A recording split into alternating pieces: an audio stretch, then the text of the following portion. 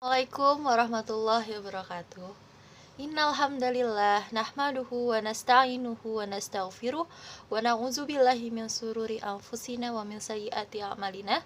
May yahdihillahu fala mudhillalah wa may yudhlilhu fala hadiyalah. Asyhadu an la ilaha illallah wahdahu la syarikalah wa asyhadu anna Muhammadan abduhu wa rasuluhu la nabiyya ba'da amma ba'd. Pada kesempatan kali ini, saya akan membawakan sebuah tausiah yang berjudul Menaati Pemimpin dan Bagaimanakah Kita, khususnya di dalam Islam. Pemimpin, yang dalam Islam juga disebut dengan imam. Mengapa orang pemimpin itu penting? Karena dengan adanya pemimpin, ada seseorang yang mengatur rakyatnya dan juga ada yang dijadikan panutan oleh rakyatnya.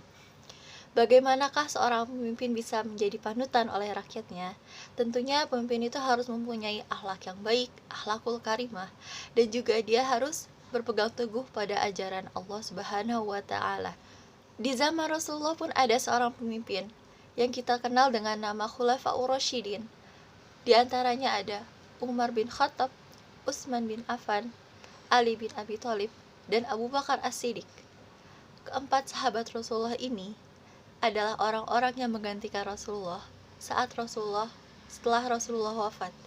Jadi, setelah Rasulullah wafat, tidak ada yang menggantikan Rasulullah saat pemerintahannya, dan akhirnya keempat sahabat ini yang menggantikan Rasulullah. Bagaimanakah kriteria seorang pemimpin dalam Islam? Seorang pemimpin dalam Islam itu kriterianya dia harus berpegang teguh pada ajaran Allah, berpedoman Al-Quran dan hadis, dan mengimani bahwa Allah Tuhannya dan Rasulullah adalah Rasulnya. Dan juga dia harus mengerti tentang ajaran-ajaran Islam, dan terutama dia harus mengerti tentang agama. Dalam Al-Quran, Quran Surat An-Nisa ayat 59 yang berbunyi, A'udzubillahi minasyaitonirrajim, Bismillahirrahmanirrahim. Ya ayyuhalladzina amanu, atiiullaha wa atiiur rasul wa ulil amri minkum. Artinya, hai orang-orang yang beriman, taatilah Allah dan Rasulnya dan juga ulil amri di antara kamu. Di Quran surat ini sudah jelas Allah menegaskan kepada kita umat manusia untuk menaati Allah dan juga menaati Rasulullah sebagai Rasul kita, dan juga menaati ulil amri sebagai pemimpin kita.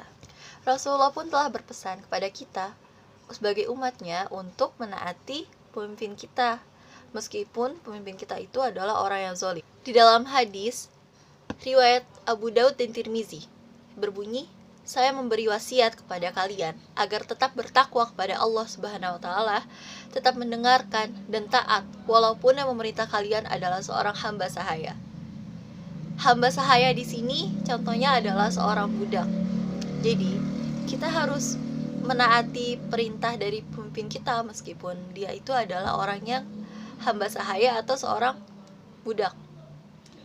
Rasulullah pun pernah berkata dalam hadis riwayat Muslim, dengarlah dan taatlah kepada pemimpinmu, meskipun mereka itu adalah orang yang menyiksa punggungmu dan mengambil hartamu. Tetaplah dengar dan taatlah kepada mereka. Di dalam hadis ini dijelaskan bahwa Rasulullah itu meminta kita untuk menaati pemimpin kita, meskipun pemimpin itu adalah orang yang zalim. Tetapi Rasulullah pun menegaskan kepada kita untuk tidak menaati pemimpin kita jikalau pemimpin itu meminta kita untuk berbuat maksiat. Karena sesungguhnya perbuatan maksiat itu adalah perbuatan yang dibenci oleh Allah Subhanahu wa Ta'ala. Dijelaskan dalam hadis riwayat Bukhari, tidak ada kewajiban taat dalam rangka bermaksiat kepada Allah Subhanahu wa Ta'ala. Ketaatan itu hanya dalam perkara ma'ruf atau perbuatan yang baik. Nah, makanya dari sini kita bisa ambil kesimpulan bahwa untuk itu kita sebagai umat manusia, sebagai umat Islam diwajibkan untuk menaati pemimpin kita, meskipun pemimpin kita itu adalah orang yang zalim. Dan juga kita diminta untuk tidak menaati pemimpin kita jikalau pemimpin itu meminta kita untuk berbuat maksiat. Baik, sekian tausiah yang dapat saya sampaikan.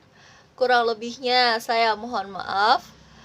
Jika ada kesalahan, mohon diberikan maaf lapang dada, dan juga kebenaran itu hanya datang dari Allah, dan sesungguhnya kita manusia tidak luput dari berbuat kesalahan.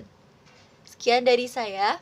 Billahi taufiq wal hidayah. Wassalamualaikum warahmatullahi wabarakatuh.